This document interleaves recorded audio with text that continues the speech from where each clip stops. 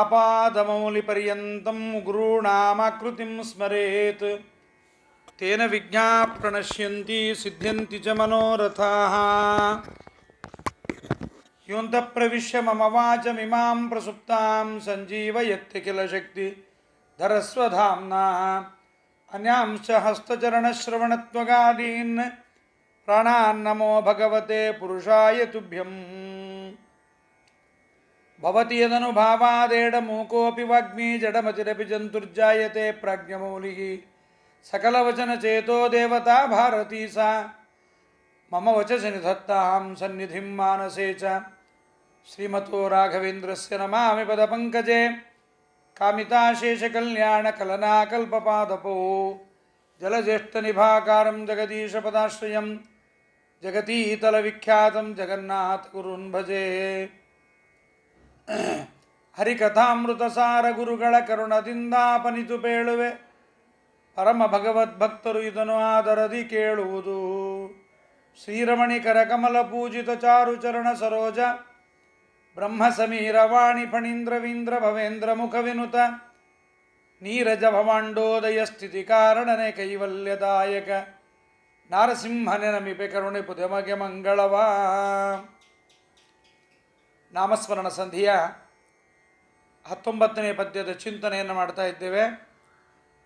ನಾಮಸ್ಮರಣೆಯನ್ನು ಮಾಡತಕ್ಕಂಥ ವ್ಯಕ್ತಿ ಭಗವನ್ನಾಮಗಳನ್ನು ನುಡಿಯುವಾಗ ಈ ನಾಮಗಳಿಗೆ ಈ ಭಗವಂತ ಈ ನಾಮಗಳಿಂದ ಪ್ರತಿಪಾದ್ಯನಾಗಿದ್ದಾನೆ, ಈ ನಾಮಗಳಲ್ಲಿ ಹೇಳಿರುವ ಗುಣಗಳು ಅವನಲ್ಲಿದೆ ಎಂಬುವ ವಿಚಾರವನ್ನು ತಿಳಿಯುತ್ತಾ ಮಹಾತ್ಮ್ಯ ಜ್ಞಾನಪೂರ್ವಕವಾಗಿ ಭಗವಂತನ ಸ್ಮರಣೆಯನ್ನು ಮಾಡಬೇಕು. ಅದಕ್ಕಾಗಿ ಜಗನ್ನಾಥದಾಸರು ಅನೇಕ ಪದ್ಯಗಳಲ್ಲಿ ಭಗವಂತನ ಗುಣೋತ್ಕರ್ಷವನ್ನು ಹೇಳ್ತಾ ಇದ್ದಾರೆ. ನ ತಾದೃಶಿ ಪ್ರೀತಿರಿಡ್ಯಸ್ಯ ವಿಷ್ಣೋ ಗುಣೋತ್ಕರ್ಷ ಜ್ಞಾತರಿ ಯಾದೃಶಿ ಸ್ಯಾತ್ ಎಂಬುದಾಗಿ ಭಗವಂತನ ಗುಣಗಳ ಚಿಂತನೆ ಮಾಡುವವನ ಬಗ್ಗೆ ಭಗವಂತನಿಗಿರುವಷ್ಟು ಪ್ರೀತಿ ಬೇರೆ ಯಾವುದಕ್ಕೂ ಇರುವುದಿಲ್ಲವಾದ್ದರಿಂದ ಆ ಭಗವಂತನ ಗುಣಚಿಂತನೆಯನ್ನು ಜಗನ್ನಾಥದಾಸರು ಇಲ್ಲಿ ನಿರೂಪಣೆ ಮಾಡ್ತಾ ಇದ್ದಾರೆ. 19ನೇ ಪದ್ಯ. ಮೂವರೊಳಗಿದ್ದರೂ ಸರಿಯೇ ಸುಖ ನೋವುಗಳು ಸಂಬಂಧವಾಗುವವು, ಪಾವನಕ್ಕೆ ಪಾವನ ಪರಾತ್ಪರ ಪೂರ್ಣ ಸುಖವನದೀ ಈವನ ರುಹ ಭವಾಂಡದೊಳು ಸ್ವಕಳೇವರ ತದಾಕಾರ ಮಾಡಿ ಪರಾವರೇಶ ಚರಾಚರಾತ್ಮಕ ಲೋಕಗಳ ಪೊರೆವಾ. ಪದಚ್ಛೇದ. ಮೂವರೊಳಗೆ ಇದ್ದರೂ ಸರಿಯೇ ಸುಖ ನೋವುಗಳು ಸಂಬಂಧವಾಗವು, ಪಾವನಕ್ಕೆ ಪಾವನ ಪರಾತ್ ಪರ ಪೂರ್ಣ ಸುಖ ವನಧಿ ಈ ವನರುಹ ಭವಾಂಡದೊಳು ಸ್ವ ಕಳೇವರ ತದಾಕಾರ ಮಾಡಿ ಪರಾವರೇಶ ಚರಾಚರಾತ್ಮಕ ಲೋಕಗಳ ಪೊರೆವ. ಹಿಂದಿನ ಪದ್ಯದಲ್ಲಿ ಭಗವಂತ ಅವರವರ ಉಪಾಸನೆಗೆ ತಕ್ಕಂತೆ ಅನುಗ್ರಹವನ್ನು ಮಾಡುತ್ತಾನೆ ಎಂಬುದನ್ನು ನಿರೂಪಣೆ ಮಾಡಿದರು. ಈ ಪದ್ಯದಲ್ಲಿ ಎಲ್ಲರೊಳಗೂ ಭಗವಂತ ಇರ್ತಾನೆ, ಇದ್ದು ಸಕಲ ಕರ್ಮಗಳನ್ನು ಭಗವಂತ ಮಾಡಿಸ್ತಾನೆ ಎಂದ ಮೇಲೆ ಆ ಭಗವಂತನಿಗೆ ದುಃಖವೂ ಆಗಲಿ ನಮ್ಮ ಸುಖವೂ ಆಗಲಿ ಎನ್ನುವ ಆಪತ್ತಿ ಬರುತ್ತೆ. ಅದಕ್ಕೆ ಜಗನ್ನಾಥದಾಸರು ಹಿಂದಿನ ವ್ಯಾಪ್ತಿ ಸಂಧಿಯಲ್ಲಿ ಉತ್ತರವನ್ನು ಕೊಟ್ಟಿದ್ದಾರೆ. ಕಾದ ಕಬ್ಬಿಣ ಹಿಡಿದು ಬಡೆಯಲು ವೇದನೆಯು ಲೋಹಗಳಿಗಲ್ಲದೆ ಆದುದೇನೈ ಅನಲಗಾವ್ಯಥೆ ಏನು ಮಾಡಿದರು ಅಂತ. ಕಬ್ಬಿಣ ಬೆಂಕಿಯ ಸಂಪರ್ಕದಿಂದ ಬೆಂಕಿಯಂತೆ ಕಾಣಿಸುತ್ತೆ. ಕಬ್ಬಿಣವನ್ನು ಹೊಡೀತಾ ಇದ್ದರೆ ಯಾರನ್ನಾದರೂ ಕೇಳ್ರಿ ಅಲ್ಲಿ ಬೆಂಕಿಗೆ ಹೊಡೀತಾರ ಅಂದರೆ ಇಲ್ಲ, ಕಬ್ಬಿಣಕ್ಕೆ ಪೆಟ್ಟು ಅಂತಾರೆ. ಭಗವಂತ ನಮ್ಮಲ್ಲಿ ಇರುವುದರಿಂದ ನಾವು ಬೆಂಕಿಯಂತೆ ದೇದೀಪ್ಯಮಾನರಾಗಿದ್ದೇವೆ. ನಮ್ಮಲ್ಲಿ ನಾನಾ ವಿಧವಾದ ಪರಿಣಾಮಗಳಾಗ್ತಾ ಇರುತ್ತೆ, ನಾನಾ ವಿಧವಾದ ವ್ಯಾಪಾರಗಳು ಭಗವಂತ ಇರುವುದರಿಂದ ಆಗ್ತಾ ಇರುತ್ತೆ. ಅದೇ ತಪ್ತಲೋಹವು ನೋಳ್ಪ ಜನಕ್ಕೆ ಸಪ್ತಜಿಕ್ವನ ತೆರದಿ ಕಾಂಬುದು ಲುಪ್ತಪಾವಕ ಪೂರ್ವದೋಪಾದಿ ತೋರುವುದು. ಸಪ್ತವಾಹನ ನಿಖಿಳ ಜನರೊಳು ವ್ಯಾಪ್ತನ ಆದುದರಿಂದ ಆಪ್ತರಾಗಿ ಹರೆಲ್ಲರೊಂದಾಗಿ ಹಿತವ ಕೈಗೊಂಡು. ಲೋಹ ಬೆಂಕಿಯ ಸಂಪರ್ಕದಿಂದ ಬೆಂಕಿಯಂತೆ ಕಾಣಿಸುತ್ತೆ, ಬೆಂಕಿ ನಂದೋದರೆ ಅದು ಕಬ್ಬಿಣದಂತೆ ಕಾಣಿಸುತ್ತೆ. ಭಗವಂತ ನಮ್ಮ ದೇಹದಲ್ಲಿರುವುದರಿಂದ ಎಲ್ಲರೂ ನಮಗೆ ಪ್ರೀತಿಪಾತ್ರರು, ಉದಾಸೀನರು, ಶತ್ರು, ಮಿತ್ರು ಇವೆಲ್ಲ ಆಗುವುದು ಭಗವಂತ ಒಳಗಿರುವುದರಿಂದ. ಇಷ್ಟೆಲ್ಲವನ್ನು ಪರಮಾತ್ಮ ಮಾಡಿಸುವ ಅವನಿಗೆ ಅವನ ಮತ್ತೊಂದು ಮಹಿಮೆ, ಎಂತಹ ನೀಚ ವ್ಯಕ್ತಿಯಲ್ಲೇ ಇರಲಿ, ಎಂಥ ಉತ್ತಮ ವ್ಯಕ್ತಿಯಲ್ಲೇ ಇರಲಿ, ಭಗವಂತನಿಗೆ ಜೀವಕೃತವಾದ ಜಡಕ್ಕಾಗುವ ಸುಖ ದುಃಖ ನೋವುಗಳು ಭಗವಂತನಿಗಾಗುವುದಿಲ್ಲ. ಪರಮಾತ್ಮನು ನಮ್ಮಲ್ಲಿರ್ತಾನೆ, ಅವನಿಗೂ ನಮ್ಮ ಸುಖ ಆಗತ್ತೆ, ಪರಮಾತ್ಮನು ನಮ್ಮಲ್ಲಿರ್ತಾನೆ, ಅವನಿಗೂ ದುಃಖವಾಗತ್ತೆ ಎಂಬುದು ಮೂರ್ಖರವಾದ. ಆದರೆ ಭಗವಂತ ನಮ್ಮೊಳಗಿದ್ದರೂ ಕೂಡ ತಾನು ಅತ್ಯಂತ ಅದ್ಭುತವಾದ ಸಾಮರ್ಥ್ಯದಿಂದ ಯಾವ ದುಃಖಕ್ಕೂ ಭಗವಂತ ಭಾಗಿಯಾಗುವುದಿಲ್ಲ. ಈ ಲೌಕಿಕ ಸುಖವೂ ಅವನಿಗೆ ಬೇಕಾಗಿಲ್ಲ. ನಮ್ಮ ಸುಖವೆಲ್ಲ ದುಃಖದಿಂದ ಕೂಡಿದ ಸುಖ. ಪರಮಾತ್ಮನ ಸುಖ ಅದ್ಭುತವಾದ ಅಪ್ರಾಕೃತವಾದ ಸುಖ. ಹಾಗಾಗಿ ಭಗವಂತನಿಗೆ ನಮ್ಮ ಸುಖದಿಂದ ಆಗಬೇಕಾದದ್ದೇನೂ ಇಲ್ಲ.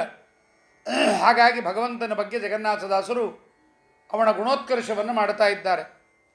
ಮೂವರೊಳಗಿದ್ದರೂ ಸರಿಯೇ ಸುಖ ನೋವುಗಳು ಸಂಬಂಧವಾಗವು, ಪಾವನಕ್ಕೆ ಪಾವನ ಪರಾತ್ಪರ ಪೂರ್ಣ ಸುಖವನದೀ.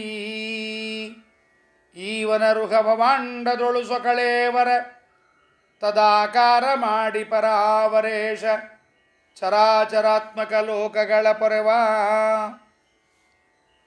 ಜೀವರೆಲ್ಲರೂ ಒಂದೇ ಥರದವರಲ್ಲ. ಸಾತ್ವಿಕ, ರಾಜಸ, ತಾಮಸ ಅಂತ 3 ಬಗೆಯ ಜೀವರಿದ್ದಾರೆ. ಬರೀ ತಾಮಸಿ ವ್ಯಾಪಾರವನ್ನೇ ಮಾಡೋರು, ಲೋಕಕಂಟಕರಾಗಿ, ಲೋಕ ವಿರುದ್ಧರಾಗಿ, ಬಂಧು ವಿರೋಧಿಗಳಾಗಿ, ತಮ್ಮ ದೇಹಕ್ಕೂ ವಿರುದ್ಧವಾದ ಕೆಲಸಗಳನ್ನು ಮಾಡಿಕೊಳ್ಳೋರು, ಶಾಸ್ತ್ರಕ್ಕೆ ಧರ್ಮಕ್ಕೆ ವಿರುದ್ಧ ಮಾಡೋರು ತಾಮಸರು. ಇನ್ನು ರಾಜಸರು ಬಂದು ಸ್ವಲ್ಪ ಧರ್ಮ ವಿರುದ್ಧ ಮಾಡ್ತಾರೆ, ಸ್ವಲ್ಪ ಧರ್ಮವನ್ನು ಮಾಡ್ತಾರೆ. ಇವರು 2 ಕಡೆಗೂ ಇರ್ತಾರೆ, ಇವರು ರಾಜಸರು. ಇನ್ನು ಸಾತ್ವಿಕರಾದವರು ಆದಷ್ಟು ಪರಿಪೂರ್ಣವಾಗಿ ಧರ್ಮಾಚರಣೆಗೆ ಒತ್ತನ್ನು ಕೊಡ್ತಾರೆ. ಹರಿವಾಯುಗಳಿಗೆ ವಿರೋಧವಾಗದಂತೆ ಶಾಸ್ತ್ರೋಕ್ತವಾದ ಕಾಮ್ಯಕರ್ಮಗಳನ್ನು ಬಿಟ್ಟು ಶಾಸ್ತ್ರೋಕ್ತವಾದ ನಿಷ್ಕಾಮ ಕರ್ಮಗಳನ್ನು ಮಾಡಿ ಭಗವದ್ ಅನುಗ್ರಹಕ್ಕೆ ಪಾತ್ರರಾಗುತ್ತಾರೆ. ಪರಮಾತ್ಮ ಈ 3ರೊಳಗಿದ್ದರೂ ಕೂಡ ಅವನಿಗೆ ಸುಖ ದುಃಖಗಳ ಸಂಬಂಧಗಳಾಗೋದಿಲ್ಲ. ಯಾಕೆಂದರೆ ಅವನು ಪಾವನಕ್ಕೆ ಪಾವನ. ಪಾವನವಾದ ವಸ್ತು ಅಂತ ಯಾವುದಿದೆ ಅದಕ್ಕೆಲ್ಲ ಪಾವನತ್ವವನ್ನು ಕೊಡೋನವನು. ಉತ್ತಮರಿಗಿಂತ ಉತ್ತಮ ಪೂರ್ಣಾನಂದ ಸಾಗರ. ಈ ಬ್ರಹ್ಮಾಂಡದೊಳಗೆ ಜೀವರಿಗಾಗಿ ಪರಮಾತ್ಮ ಲಕ್ಷ್ಮ್ಯಾದಿ ದೇವತೆಗಳಿಗಿಂತ ಬ್ರಹ್ಮಾದಿ ದೇವತೆಗಳಿಗಿಂತ ಉತ್ತಮನಾದ ಪರಮಾತ್ಮ ತನ್ನ ರೂಪವನ್ನು ನಮ್ಮ ರೂಪಕ್ಕೆ, ಜಗತ್ತಿನ ರೂಪಕ್ಕೆ, ಪದಾರ್ಥಗಳ ರೂಪಕ್ಕೆ ಅನುಗುಣವಾಗಿ ವ್ಯಕ್ತ ಮಾಡಿಕೊಂಡು ಸ್ಥಾವರ ಜಂಗಾವಾತ್ಮಕವಾದ ಎಲ್ಲ ಜೀವರನ್ನು ಪರಮಾತ್ಮ ರಕ್ಷಣೆ ಮಾಡ್ತಾ ಇದ್ದಾನೆ. ಆದ್ದರಿಂದ ಪರಮಾತ್ಮ ಎಲ್ಲರೊಳಗೂ ತನ್ನ ಸಾಮರ್ಥ್ಯದಿಂದಿದ್ದಾನೆ. ನಾವು ಹಾಗೆ ಎಲ್ಲದರೊಳಗೂ ಇರಲಿಕ್ಕಾಗಲ್ಲ. ನಾವು ಇನ್ನೊಬ್ಬರ ಮನೆಗೆ ಹೋದರೆ ಅಲ್ಲಿಯ ಸುಖ ದುಃಖಗಳ ಸಂಪರ್ಕ ನಮಗಾಗತ್ತೆ, ವಿಕಾರಗಳಾಗತ್ತೆ. ದೇಹದಲ್ಲೂ ಕೂಡ ನಮಗೆ ದೇಹದ ಸುಖ ದುಃಖಗಳು ನಮಗೆ, ದೇಹ ನಮ್ಮದಲ್ಲ, ಆಹಾರ ತಿನ್ನುವ ಆಹಾರ ನಮ್ಮದಲ್ಲ. ಆದರೂ ಕೂಡ ಆಹಾರದಿಂದ, ದೇಹದಿಂದ, ಬಾಂಧವ್ಯದಿಂದ, ನಾನಾ ಕಡೆಗಳಿಂದ ನಮಗೆ ಸುಖ ನೋವುಗಳ ಸಂಬಂಧ ನಮಗಾಗತ್ತೆ. ಪರಮಾತ್ಮನಿಗೆ ಹಾಗಿಲ್ಲ.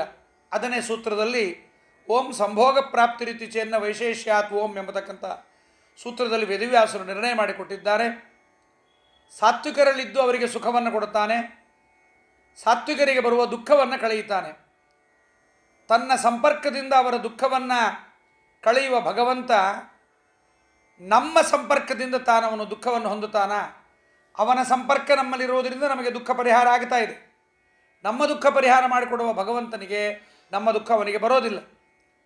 ಇದೇ ರೀತಿ ತಾಮಸರಿಗೆ ದುಃಖವನ್ನು ಕೊಡ್ತಾನೆ, ತಾನು ಅವರ ಸಂಪರ್ಕದಿಂದ ದುಃಖವನ್ನು ಹೊಂದೋದಿಲ್ಲ. ತಾನು ದುಃಖ ಕೊಡೋನು, ತಾನು ದುಃಖಿ ಆಗೋದಿಲ್ಲ. ಹಾಗೆ ರಾಜಸರಿಗೆ ಸುಖ ದುಃಖಗಳನ್ನು ಕೊಡ್ತಾನೆ, ಅವರ ಸುಖ ದುಃಖಗಳು ಅವನಿಗೆ ಬರೋದಿಲ್ಲ. ಯಾಕೆಂದರೆ ಅಸಂಗನಾದವನು ಹರಿ. ಯಾವುದೇ ಸಂಘದಲ್ಲಿ ಬಂದರೂ ಆ ಸಂಘದ ಸುಖವನ್ನು ದುಃಖವನ್ನು ಅವನು ಪಡೆಯೋದಿಲ್ಲ. ಅವನು ಮೂರರೊಳಗಿದ್ದರೂ ಕೂಡ ಅಸಂಗನೇ ಆಗಿರ್ತಾನೆ. ಅದು ಅವನ ಸ್ವಭಾವ. ಬೆಂಕಿ ಎಲ್ಲಿಯೇ ಇದ್ದರೂ ಕೂಡ ಅದು ಬೆಂಕಿ ಬಿಸಿಯೇ. ಎಲ್ಲೇ ಇರಲಿ ಬೆಂಕಿ, ಬೀದಿಯಲ್ಲಿರಲಿ, ಮನೆಯಲ್ಲಿರಲಿ, ಹೋಮಕುಂಡದಲ್ಲಿರಲಿ, ಎಲ್ಲೇ ಇರಲಿ ಅದು ಬಿಸಿ. ಹಾಗೆ ಭಗವಂತ ಅಸಂಗತ್ವ ಅಂಬತಕ್ಕಂಥದ್ದು ಪರಮಾತ್ಮನ ಒಂದು ಗುಣ. ಅದಕ್ಕಾಗಿ ಭಗವಂತನ ಬಗ್ಗೆ ಅಂತಾರೆ, ಜೀವಪರಯೋ ಏಕ ಶರೀರಸ್ತತ್ವೇಪಿ ಸಮಾನ ಭೋಗ ಪ್ರಾಪ್ತಿರಿತಿ ಚೇತ್ ನ ಸಾಮರ್ಥ್ಯ ವೈಶೇಷ್ಯಾತ್ ಅಂತ. ಜೊತೆಯಲ್ಲೇ ಇದ್ದರೂ ಸಾಮರ್ಥ್ಯದ ವಿಶೇಷತೆಯಿಂದ ಭಗವಂತ ತಾನು ಬೇರೆಯಾಗೇ ಇರ್ತಾನೆ, ಎಲ್ಲವನ್ನ ನಮಗೆ ತಂದುಕೊಡ್ತಾನೆ, ತಾನು ಅದರಿಂದ ದೂರನಾಗಿರ್ತಾನೆ. ಏನೇನಿದೆ ಭಗವಂತನಲ್ಲಿ, ನಮ್ಮಲ್ಲಿ ಏನಿಲ್ಲ ಅಂದರೆ ಸರ್ವಜ್ಞತ್ವ, ನಾವು ಅಲ್ಪಜ್ಞರು. ಅವನು ಸರ್ವಶಕ್ತಿ, ನಾವು ಅಲ್ಪಶಕ್ತಿಗಳು. ಅವನು ಸ್ವಾತಂತ್ರ್ಯ, ನಾವು ಪಾರತಂತ್ರ್ಯರು. ಆದ್ದರಿಂದ ಜೀವ ಪರಮೇಶ್ವರರಿಗೆ ಇಬ್ಬರಿಗೂ ಬರತಕ್ಕಂಥ ಜೀವರಿಗೆ ಬರುವ ಸುಖ ದುಃಖಗಳು ಪರಮಾತ್ಮನಿಗೆ ಬರುವುದಿಲ್ಲ. ಯಾಕೆ ಅಂದರೆ ಪಾವನಕ್ಕೆ ಪಾವನ ಪರಾತ್ಪರ ಪೂರ್ಣ ಸುಖವನಧಿ. ಪಾವನವಾದ ವಸ್ತುವಿಗೆ ಒಂದು ವಸ್ತು ಪಾವನ ಅಂತ ಆಗಬೇಕಾದ್ರೆ ಅಲ್ಲಿ ಭಗವಂತ ಇರುವುದರಿಂದ ಅದು ಪಾವನ. ನಮ್ಮಲ್ಲಿ ದೇವರು ಇರುವುದರಿಂದ ನಾವು ಪಾವನ. ದೇವರು ನಮ್ಮ ದೇಹ ಬಿಟ್ಟು ಹೋಗಿಬಿಟ್ರೆ ಅದು ಇದು ಅಂತ ಕರೀತಾರೆ, ಶವ ಅಂತ ನಮ್ಮನ್ನು ಕರೀತಾರೆ, ಸುಟ್ಟಾಯ್ತಾ ಅಂತಾರೆ, ತೊಗೊಂಡು ಹೋದ್ರೆ ಅದನ್ನು ಅಂತಾರೆ. ಆದ್ದರಿಂದ ಪಾವನಕ್ಕೂ ಪಾವನನಾದವನು ಪರಮಾತ್ಮ. ಪರರಿಗೆ ಪರಾತ್ಪರ, ಪರರು ಉತ್ತಮರು, ಉತ್ತಮರಿಗಿಂತ ಉತ್ತಮನಾಗಿದ್ದಾನೆ. ಆದ್ದರಿಂದ ಪಾವನಕ್ಕೆ ಪಾವನ, ಪಾವನ ಅಂತ ಕರೆಸಿಕೊಳ್ಳೋರು ವಾಯುದೇವರು. ಆ ವಾಯುದೇವರಿಗಿಂತ ಅವನು ಪಾವನನಾಗಿದ್ದಾನೆ ಮತ್ತು ಪರಾತ್ಪರನಾಗಿದ್ದಾನೆ. ಪರಳು ಅಂದರೆ ಲಕ್ಷ್ಮೀದೇವಿ, ಲಕ್ಷ್ಮೀದೇವಿಗಿಂತ ಪರಮಾತ್ಮ ಉತ್ತಮನಾಗಿದ್ದಾನೆ. ಮತ್ತು ಪೂರ್ಣ ಸುಖ. ಇನ್ನೊಬ್ಬರ ಸುಖ ನಮಗೆ ಬೇಕು ಅಂದರೆ ನಮ್ಮಲ್ಲಿ ಸುಖ ಕಡಿಮೆ ಇರಬೇಕು. ಪರಮಾತ್ಮ ಹಾಗಲ್ಲ. ಪೂರ್ಣಮಿದ ಪೂರ್ಣಮದಂ ಪೂರ್ಣಾತ್ ಪೂರ್ಣ ಮುದಚ್ಯತೆ ಪೂರ್ಣಸ್ಯ ಪೂರ್ಣಮಾದಾಯ ಪೂರ್ಣಮೇವಾವಶಿಷ್ಯತೆ ಅಂತ ಪರಿಪೂರ್ಣವಾದ ಸುಖ ಅವನಲ್ಲಿದೆ, ತುಂಬಿದೆ ಸುಖ. ನಾವು ಅವನಿಗೆ ಯಾವುದೇ ಸುಖವನ್ನು ಕೊಡಬೇಕಾಗಿಲ್ಲ, ನಮ್ಮ ಸುಖೆಯ ಅಪೇಕ್ಷೆ ಅವನಿಗಿಲ್ಲ. ಯಾಕೆಂದರೆ ಪೂರ್ಣ ಸುಖವನಧಿ, ಸುಖದ ವನಧಿ ಅವನು, ಸಮುದ್ರ, ಪೂರ್ಣ ಸುಖ ಸಮುದ್ರನಾಗಿದ್ದಾನೆ. ಆದ್ದರಿಂದ ಪರಮಾತ್ಮನಿಗೆ ಲವಣ ಸಮುದ್ರಕ್ಕೆ ಎಷ್ಟೇ ಸಿಹಿ ಹಾಕಿದರೂ ಕೂಡ ಅದು ಸಿಹಿಯಾಗೋದಿಲ್ಲ. ಇದು ವಿರುದ್ಧ ನಿಮಗೆ ಉದಾಹರಣೆ. ಹಾಗೆ ಭಗವಂತ ಪೂರ್ಣ ಸುಖನಾದವನಿಗೆ ನಮ್ಮ ಸುಖದ ಎಷ್ಟೇ ಕೊಟ್ಟರೂ ಕೂಡ ಅವನಿಗೆ ಸುಖ ಆಗಬೇಕಾದದ್ದಿಲ್ಲ. ಆದರೂ ಜೀವರ ಮೇಲಿನ ಅಭಿಮಾನದಿಂದ, ಕಾರುಣ್ಯದಿಂದ ಭಗವಂತ ಕುಚೇಲ ಕೊಟ್ಟ ಅವಲಕ್ಕಿಯನ್ನು ತಿಂತಾನೆ, ಶಬರಿ ಎಂಜಲನ್ನುಂಡಿದ್ದಾನೆ, ಋಷಿಪತ್ನಿಯರು ಕೊಟ್ಟನ್ನ ಸುಭುಜತಾ ಭುಂಜಿಸಿದ. ಋಷಿಗಳ ಪತ್ನಿಯರು ಅವನಿಗೆ ಊಟವನ್ನು ಕೊಟ್ಟರೆ ಊಟವನ್ನು ಮಾಡುತ್ತಾನೆ. ಇವೆಲ್ಲವೂ ಕೂಡ ಭಗವಂತ ಜೀವನ ಮೇಲೆ ಕರುಣೆಯಿಂದ ಮಾಡ್ತಾನೆ ಹೊರತು ತನ್ನಲ್ಲಿ ಇಲ್ಲ ಅಂತ ಅದನ್ನು ಸ್ವೀಕಾರ ಮಾಡೋದಿಲ್ಲ. ಮತ್ತೊಂದು ಅವನ ಮಹಿಮೆ ಏನಪ್ಪ ಅಂದರೆ ಪ್ರತಿಯೊಂದು ಜೀವರಿಗೆ ಅವನು ಬಿಂಬನಾಗಿದ್ದಾನೆ. ಪರಮಾತ್ಮ ನಮ್ಮೊಳಗಿದ್ದು ತಾನು ನಮ್ಮನ್ನು ಪ್ರತಿಬಿಂಬರನ್ನು ಮಾಡಿಕೊಂಡು, ಜೀವ ಪರಮಾತ್ಮ ತಾನು ಒಳಗಿದ್ದರೆ ಪ್ರತಿಬಿಂಬರಿಗೆ ಸುಖ ದುಃಖಗಳಾಗತ್ತೆ. ಆದ್ದರಿಂದ ನಮ್ಮ ಒಳಗಿದ್ದು ನಮ್ಮ ಈ ರೂಪ ಏನು ಕಾಣಿಸ್ತಾ ಇದೆ, ಈ ರೂಪದಂತೆ ಅವನು ಒಂದು ರೂಪವನ್ನು ಮಾಡಿಕೊಂಡು ಪರಮಾತ್ಮ ಒಳಗಿದ್ದು ಅನುಗ್ರಹವನ್ನು ಮಾಡ್ತಾ ಇದ್ದಾನೆ. ಇಂಥ ಪರಮಾತ್ಮ ಅವನಿಗೆ ಯಾವುದೇ ವಿಧವಾಗಿರ್ತಕ್ಕಂತಹ ಜೀವರ ಸುಖ ದುಃಖಗಳ, ನೋವುಗಳ ಯಾವುದೂ ವಿಕಾರ ಅವನಿಗೆ ಆಗೋದಿಲ್ಲ. ಇದನ್ನು ತಿಳಿದು ನಾವು ನಾಮಸ್ಮರಣೆ ಮಾಡಬೇಕೇ ಹೊರತು ಕೇವಲ ಕೃಷ್ಣ, ಗೋವಿಂದ, ರಾಮ, ಹರಿ ಬರೀ ನಾಮಸ್ಮರಣೆ ಮಾಡಿದರೆ ಪ್ರಯೋಜನವಿಲ್ಲ. ನಾಮಸ್ಮರಣೆ ಅಷ್ಟೇ ಮಾಡಿದರೆ ಜ್ಞಾನವಿಲ್ಲದೆ ಮಾಡಿದಂತಾಗತ್ತೆ.